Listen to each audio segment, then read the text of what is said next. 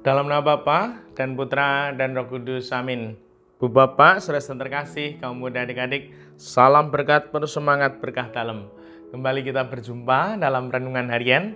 Hari ini Sabtu 9 September 2023, Pesta Wajib Santo Petrus Klaver Imam.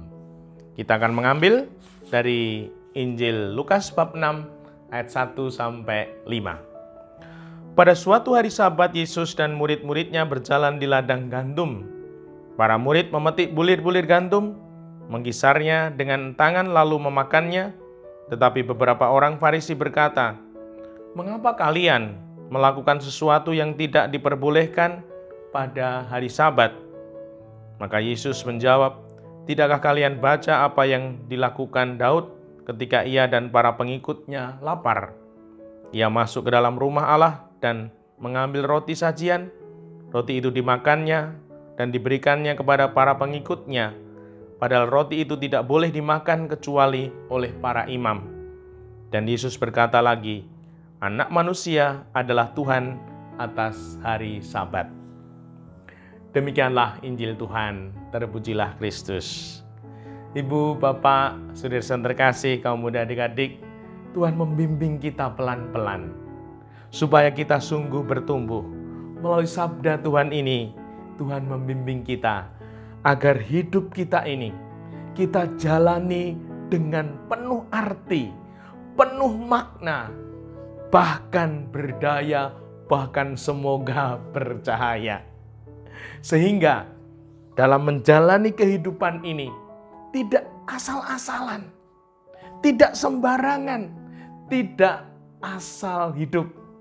Ora waton urip, namun sungguh dijalani dengan penuh, dengan semangat, dengan penuh gairah, antusias, sehingga hidup kita semua berarti. Hidup kita semua bermakna, berdaya, relevan, elegan, sesuai zamannya. Nah, maka semoga kita dimampukan. Yang pertama, why? Mengapa? Mengapa kita melakukan ini, melakukan itu? Semoga ada alasannya. Tidak hanya sembarangan, ngawur, atau asal-asal saja. Dan semoga kita dimampukan untuk menjalani hidup ini. Mengapa saya melakukan ini, itu? Karena memang sungguh-sungguh penting, perlu, sehingga ada alasannya. Dan semoga dengan demikian hidup kita penuh dengan sesuatu yang berarti. Karena yang dijalani sesuatu yang penting dan yang perlu. Yang kedua, hidup harus punya tujuan. Arah yang jelas. Seperti ketika kita mau pergi. Mau kemana? Waduh, kemana ya? Kalau seperti itu, maka hidup kita akan tidak jelas.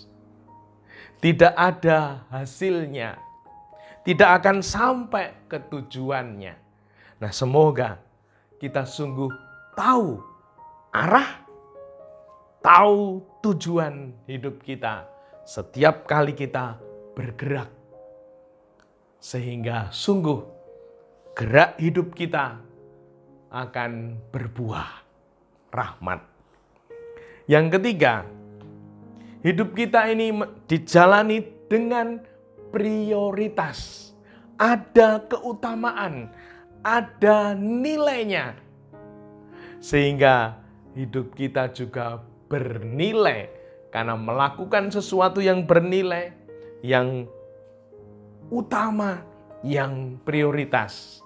Sehingga memang tidak mungkin melakukan semua hal, namun kita memilih, memilah, dan melaksanakan hal-hal yang prioritas, yang bernilai, yang bermakna, karena itu semua utama, punya keutamaan dalam hidup ini.